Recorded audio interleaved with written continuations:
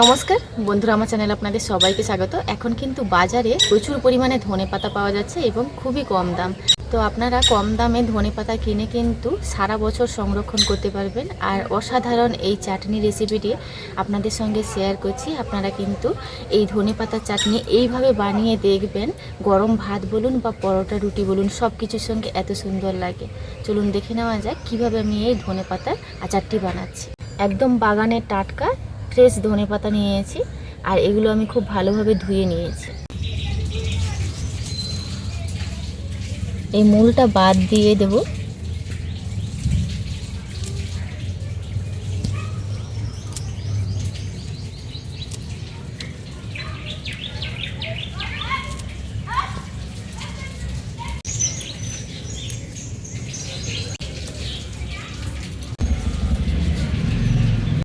এবার ছোট ছোট করে কুচিয়ে নেব।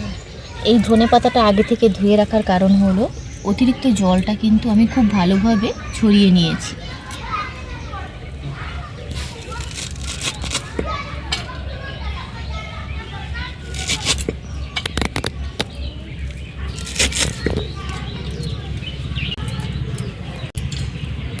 ধনেপাতাটা এইভাবে কুচিয়ে নিয়েছি। আপনারা কিন্তু এর থেকে অনেকটা বেশি পরিমাণেও বানাতে পারেন। আর এই চাটনিটা অসম্ভব সুন্দর খেতে। তো প্রথমে আমি একটা ফ্রাইং প্যান বসিয়ে দিচ্ছি। এবার ধনেপাতাগুলো এই ফ্রাইং প্যানের উপরে দিয়ে দেব। কোনো কিছু না দিয়ে কিন্তু এইভাবে ভাপিয়ে নেব। এইভাবে করে নিলে পরে ধনেপাতার যে এক্সট্রা রসটা কিন্তু এটা কমে যায়। এইভাবে ভাপিয়ে নেব। এইভাবে উল্টে পাল্টে কিন্তু ধনেপাতার থেকে রসটা শুকিয়ে নেব।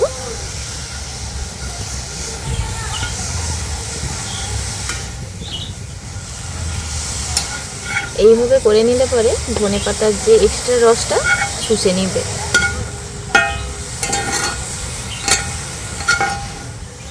এটা এবার নাবিয়ে নেব। আমি দিয়েছি, ও দিয়েছি শাক ভাজবে নাকি?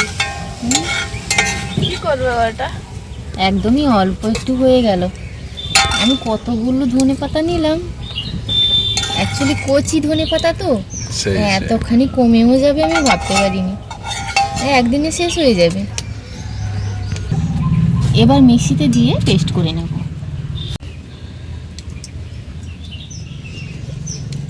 এইভাবে পেস্ট করে নিয়েছি। অল্প একটু তেঁতুল নিয়েছি, এই তেঁতুলের কাঠটা বের করে নেব।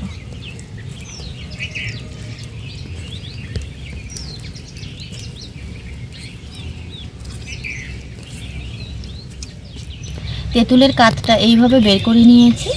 ফ্রাইং প্যানে দিয়ে দেব তেল।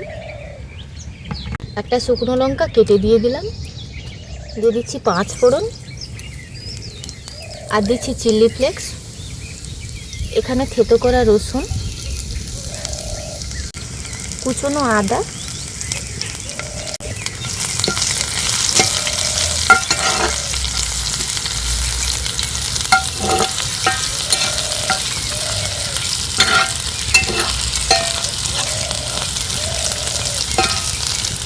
দিয়ে দিচ্ছি পরিমাণ মতন লবণ। এই পর্যায়ে কিন্তু প্যানটা নাবিয়ে নেব। এবার দিয়ে দিচ্ছি হলুদ গুঁড়ো, অল্প একটু চিনি,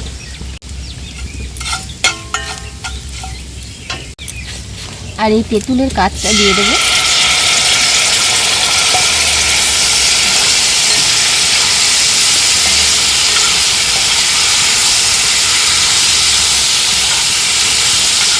এবার বেটে রাখা ধনেপাতাটা দিয়ে মিশিয়ে নেব।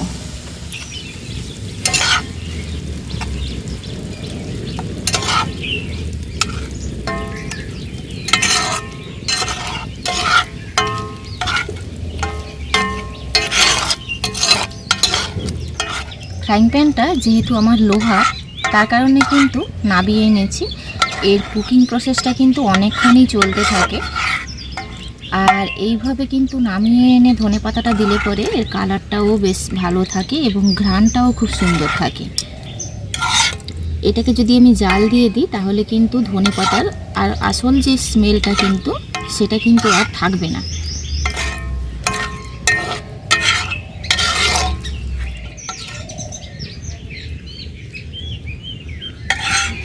এবার আমি তুলে নিচ্ছি।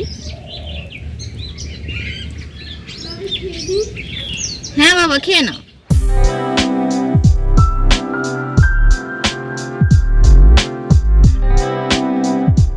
তো আমি যেটুকুনো ধনে পাতা চাটনি বানিয়েছি একদিনেই শেষ হয়ে যাবে। এটা যদি আপনারা বেশি পরিমাণে বানান সেক্ষেত্রে কিন্তু দুটো কাজ করতে হবে।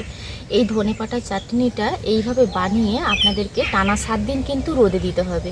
তারপরে দেখবেন অটোমেটিকলি তেল ছাড়তে শুরু করবে। আর সেটা কিন্তু আপনারা এমনি ফ্রিজেও, নর্মাল ফ্রিজে রেখে সারা বছর খেতে পারবেন। তো আজকের এই ধনে পাতার রেসিপিটি কিন্তু অসম্ভব সুন্দর। গরম ভাতে থাকলে আর কোনো কথাই হবে না। ভাত, রুটি, পরোটা সব কিছুর সঙ্গেই খাওয়া যেতে পারে সস হিসেবে। মানে এটা এতটাই সুন্দর। ভিডিওটি ভালো লাগলে লাইক, শেয়ার, কমেন্ট করতে বলবেন না। আপনারা ভালো থাকবেন, সুস্থ থাকবেন, সাবধানে থাকবেন। দেখা হচ্ছে পরবর্তী একটা নতুন পর্বে।